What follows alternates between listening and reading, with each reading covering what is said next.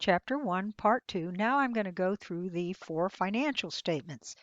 We start with these, and then the rest of the semester, we're going to go through how things get on the financial statements.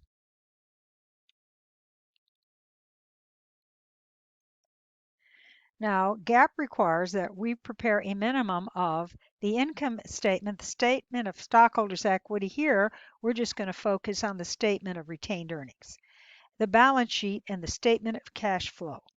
So if you were to look at any company and you were to look at their filings with the SEC security, if you were to look through their financial presentation, they must provide those 4 statements. They're usually in like the middle of the financial statements.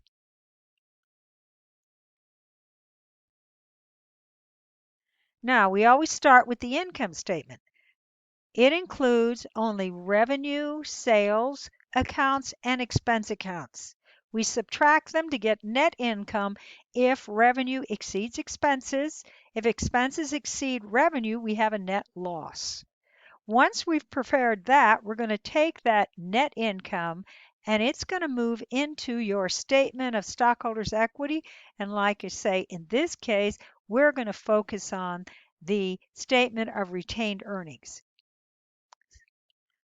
We're then going to go through, we're not going to include the stock. All we're going to do is show the beginning retained earnings, which is what shows on the trial balance, less dividends plus net income or minus net loss.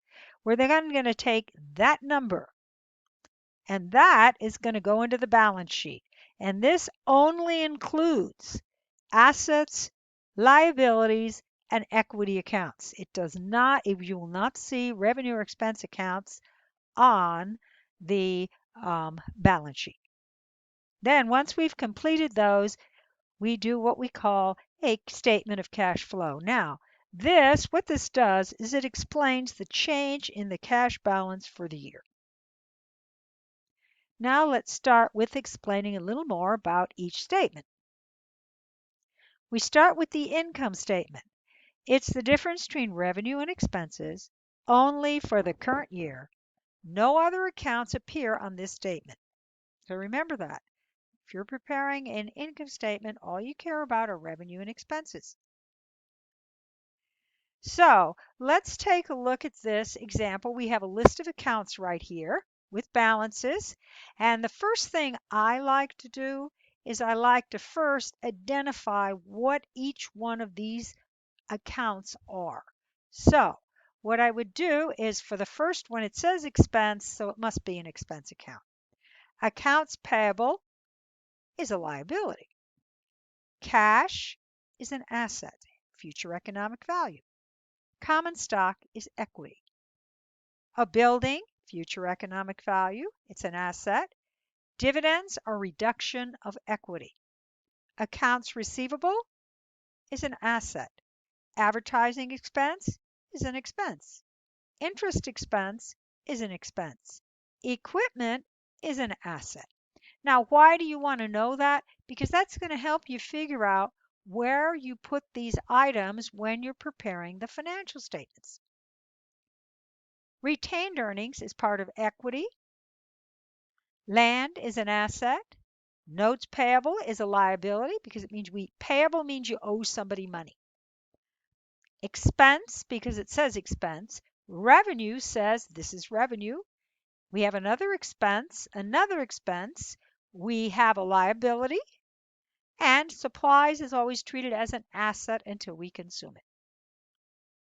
So now what we're going to do is an income statement. And because we're doing an income statement, what we want to do is we want to list all of our, first, we're going to start with the revenue. We're going to show our revenue. Then we're going to go through and list all of our expenses. And normally the way they're listed is highest to lowest. So we would go through here, and I like to use checks because then you make sure you include it, because you have to include all of this information in the 3 financial statements, but you only do it once.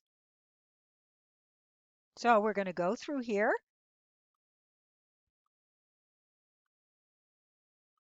And now we're going to add them up and subtract them from the revenue, and it tells us we have net income of 75,400. Now this is the number we're going to take to the statement of retained earnings. Now, the statement of retained earnings is a financial statement that reports the amount accumulated net profits of business has retained and not paid in dividends since inception. Now, I want you to know retained earnings, the account, can have a negative balance if a company has losses, cumulative losses, like a lot of large startup ventures. Give you a good example. The statement reports the beginning balance of retained earnings plus net income minus net loss in the given period less the dividends during the given period, equaling ending retained earnings. That is the number you put on the balance sheet. Don't make the mistake of using the beginning balance or you will never balance. So it looks like this. Now I want you to know in reality there is no statement of retained earnings. It's really statement of owner's equity. But the book tries to make it simple in the beginning, so we're just going to look at the balance in the retained earnings account.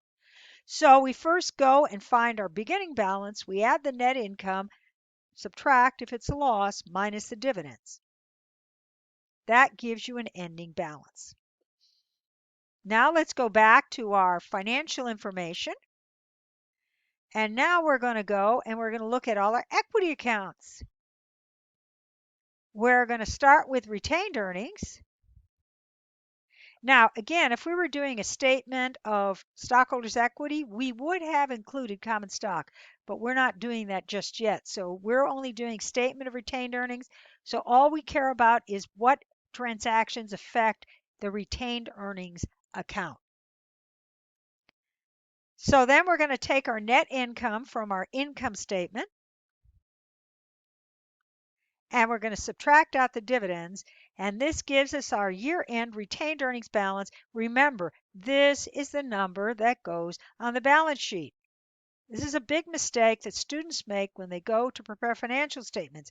They go through this whole process, and then instead of using the ending balance, they use the 94,900, which is the beginning balance. Don't do that. All right, now we have the balance sheet.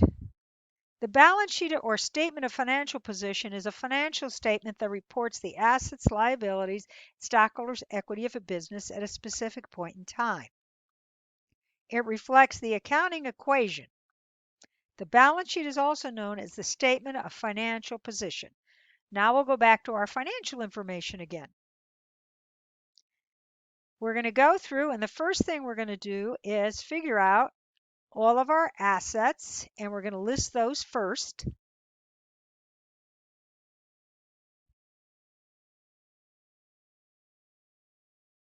Okay, and then we would look at our liabilities. And then the last thing we would look at is our equity.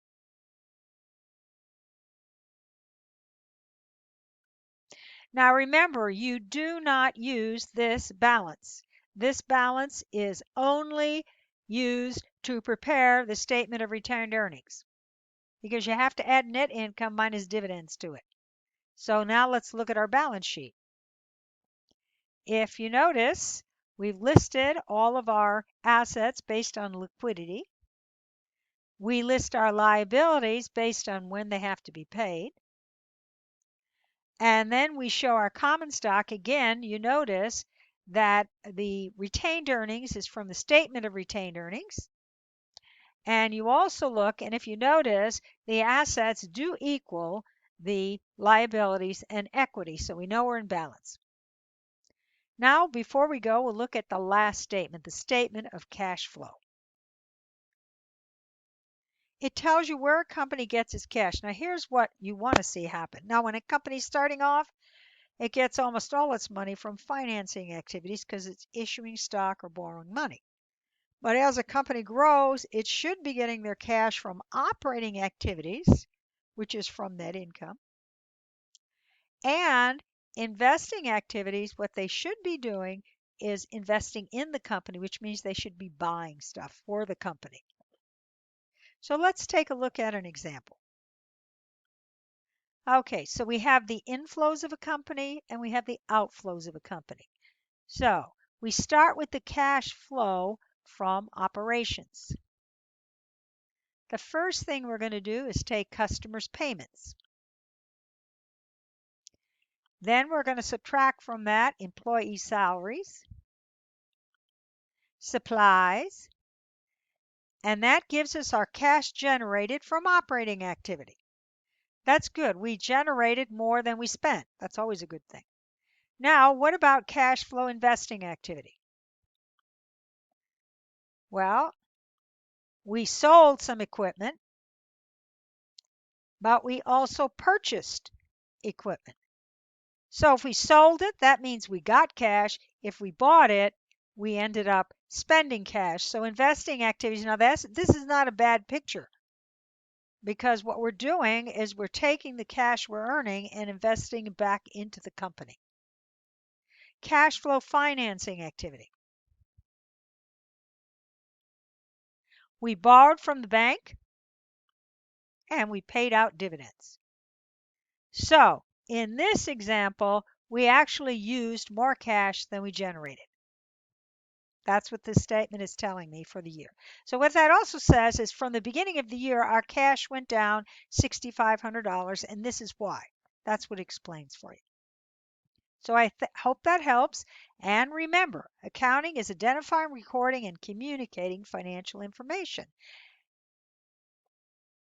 And the accounting formula. Assets must equal liabilities plus stockholders' equity. And general accepted accounting principles require that you prepare an income statement. In this class right now, only a statement of retained earnings, a balance sheet, and a cash flow statement. And that concludes Chapter 1.